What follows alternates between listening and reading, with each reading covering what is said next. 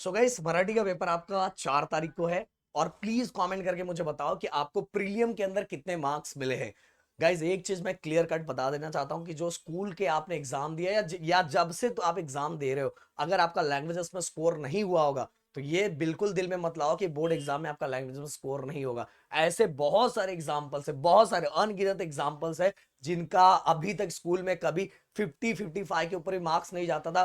उन्होंने 85 to 90 marks cover किए हैं बोर्ड एग्जाम में, क्योंकि गाइस एक प्रॉपर गाइडेंस, प्रॉपर तरीका यूट्यूब के आने के बाद बहुत सारे बच्चों को मिला। और सबसे प्यारा प्लेटफॉर्म अपना गिरी ट्यूटोरियल है, जिसमें एक नहीं दो नहीं 10 स्टैंडर्ड के सभी चीजें बहुत बेहतरीन तरीके से करवाया जाता है। गाइस, सबसे पहली तो बात ये बता देना चाहता हूं, देखो ये क्लियर कट बात है और बहुत ध्यान से ये सुनना। और वैसे आज के लिए आपके लिए बहुत सारी चीजें लाए हैं जो मैं आपको बताने वाला हूं। ये देखो, ये देखो, फिर इसके बाद ये देखो। तो वीडियो पूरा लास्ट तक सुनना बहुत इंपॉर्टेंट है, जिससे आपकी बहुत ज्यादा हेल्प हो जाएगी।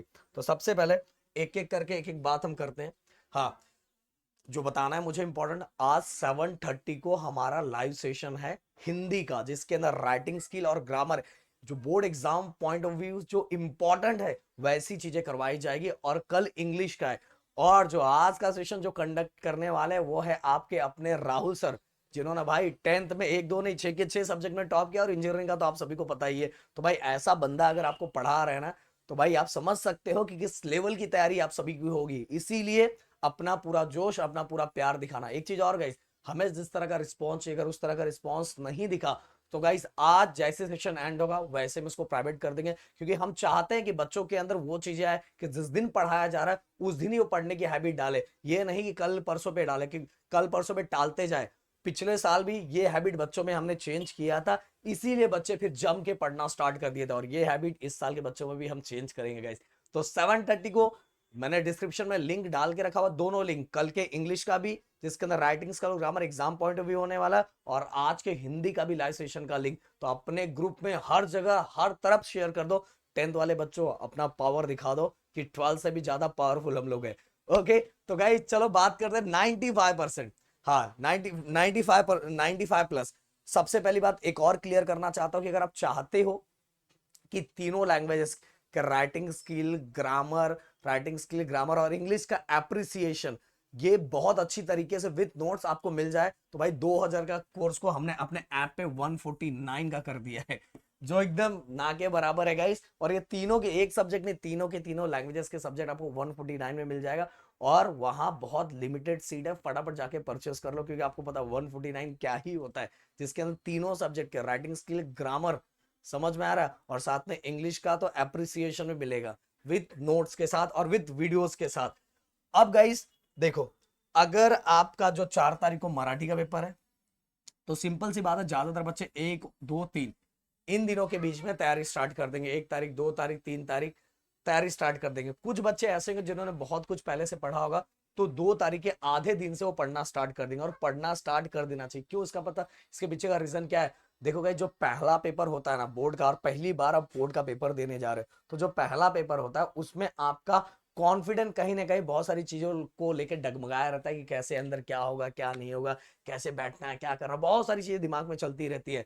और अगर उसी में अपना पेपर खराब चला जाए तो आगे वाले पेपर पे इसका बहुत बुरा इफेक्ट होता है। इसीलिए समझाऊंगा कि पहले पेपर के लिए आप 2 दिन पहले से अच्छे से तैयारी कर लो, जिससे आपका कॉन्फिडेंस पढ़ाई वाइज पूरा एकदम जोरदार रहेगा। और अंदर टेंशन मत लो गाइस, मैं बताना चाहूंगा, देखो स्कूल के एग्जाम में, बोर्ड का एग्जाम बहुत सिंपल होता है।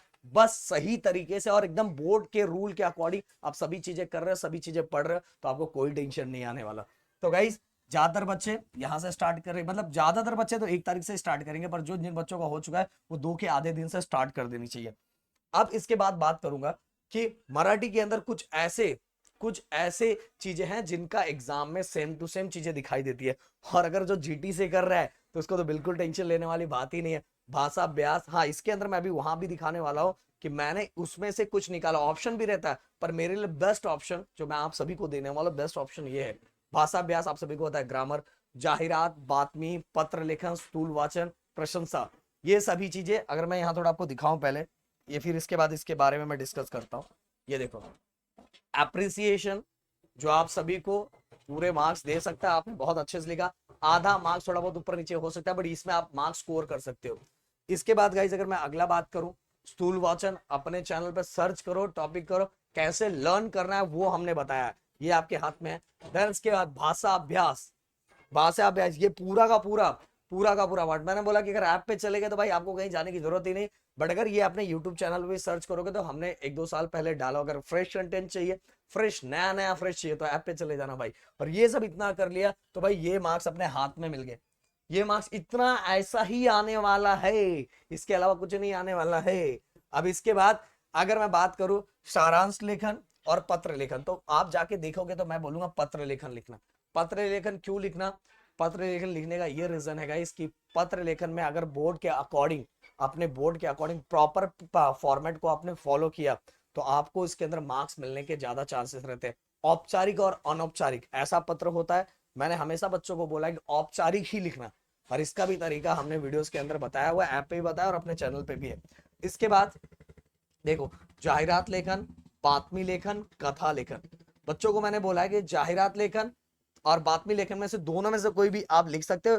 देखो जिनका फॉर्मेट होता है ना वो लिखा करो, जिनका फॉर्मेट वाइज उसके अंदर मार्क्स मिलता है तो ज्यादा चीजें अच्छी होती है आगे। फिर इसके बाद अगर मैं बात करूं तो निबंध लेखन में वैचारिक निबंध लेखन, 3 निबंध आएंगे आपको, हो सकता है ये दिख नहीं रहा होगा बट फिर भी बता, 3 निबंध के टोटल 3 तरीके के आएंगे और वो तीनों में से कोई एक निबंध आपको लिखना रहेगा। तो वैचारिक निबंध हमेशा लिखा करो जिससे मार्क्स मिलने के चांसेस ज्यादा रहते हैं। ओके गाइस, ये सभी चीजें कोई नहीं बताएगा, समझ में आ रहा है? इतने साल हो गए हमें पढ़ाते हुए और इतने साल हो गए बताते हुए, तो जो चीजें हम आपके साथ शेयर कर रहे हैं, अब बात कर रहे हैं, मैंने सभी चीजों को अलग किया है। भाषा अभ्यास, ग्रामर, जाहिरात, बातमी लेखन, देन इसका पत्र लेखन, स्थूलवाचक, प्रशंसा। इसमें से मैंने आप सभी को बताया जाहिरात और बातमी लेखन में से, जैसे मैंने यहाँ बोला, मैं थोड़ा इसको पीछे करूँ, हाँ देखो, जाहिरात और बातमी लेखन और कथा लेखन, इसमें से आप कोई भी लिख सकते हो। तो जाहिरात और बातमी से आपकी जो मर्जी करे, जाहिरात लिखने की मर्जी करे, बातमी लेखन मर्जी करे, तो आप इसमें से जो, मैंने बच्चों को हमेशा बोला है कि जाहिरात और बातमी इसमें से दोनों में से कोई एक लिख लो। ओके, पत्र लेखन में मैंने बताया कि औपचारिक पत्र लिखना, स्थूल वाचन तो मैंने बताया, और प्रशंसा मैंने बताया कि कहां से, अपने चैनल पे सब कुछ मिलेगा A to Z। अब बात करते हैं आगे, अगला हैंड राइटिंग। क्या सर हैंड राइटिंग, मेरा सर हैंड राइटिंग बहुत खराब है सर, दिखने में अच्छा नहीं लगता सर। देखो भाई, आपको आपका जो ये जो आप पेपर लिख रहे हो वो शादी के लिए नहीं भेजना है कि वो देख के शादी किया जाएगा, ऐसा कुछ नहीं। एक चीज बताना चाहूंगा कि अगर आपका हैंड राइटिंग टाइप राइटर जैसा नहीं है तो भी चलता है, बस हैंड राइटिंग में आपके जो रूल्स है, जैसे बहुत सारे बच्चे लिखते हैं, बहुत सारे बच्चे कुछ भी लिखते हैं, मान लो हम यहाँ लिखते हैं, मैंने अपना नाम लिख दिया, ओके, मैंने मान लो ऐसा लिख दिया और ऐसे ही छोड़ दिया, ऊपर वाली ये लाइन मैंने नहीं दी, तो यहाँ मार्क्स कट हो जाएंगे। समझ में आ रहा है? तो हैंड राइटिंग टाइप राइटर जैसा नहीं है चलेगा, पर हैंड राइटिंग नीट और क्लीन होना चाहिए। अगर आप लिख रहे हो गलत कुछ हो गया तो आप ऐसे ऐसे कर रहे हो, पेपर बहुत गंदा दिखेगा। अगर वैसे तो ये गलती होनी नहीं चाहिए, इसी की तो आपकी प्रैक्टिस करनी है। बट अगर हो जाता है तो बस एक लाइन उसके ऊपर करने का, ज्यादा करने की जरूरत नहीं, बहुत गंदा दिखता है पेपर। पेपर प्रेजेंटेशन ऑलरेडी अपने चैनल में वीडियो है, पेपर प्रेजेंटेशन लैंग्वेजेस के अंदर बहुत मैटर करता है, और पेपर प्रेजेंटेशन का वीडियो फिर से हम आप सभी के लिए लेके आने वाले हैं। और आप जो जितने लैंग्वेजेस हैं उनको बोर्ड के रूल के अकॉर्डिंग, जो उनके फॉर्मेट्स है उनको फॉलो करो। और बिल्कुल टेंशन नहीं, इसका भी आंसर जीटी ही देगा कि कैसे कैसे क्या क्या हर चीजों को बताने वाला। पिछले साल देखना लैंग्वेजेस के एक दिन पहले हम लोग लाइव सेशन लेते थे जिसके अंदर हम सब चीजें बताते थे।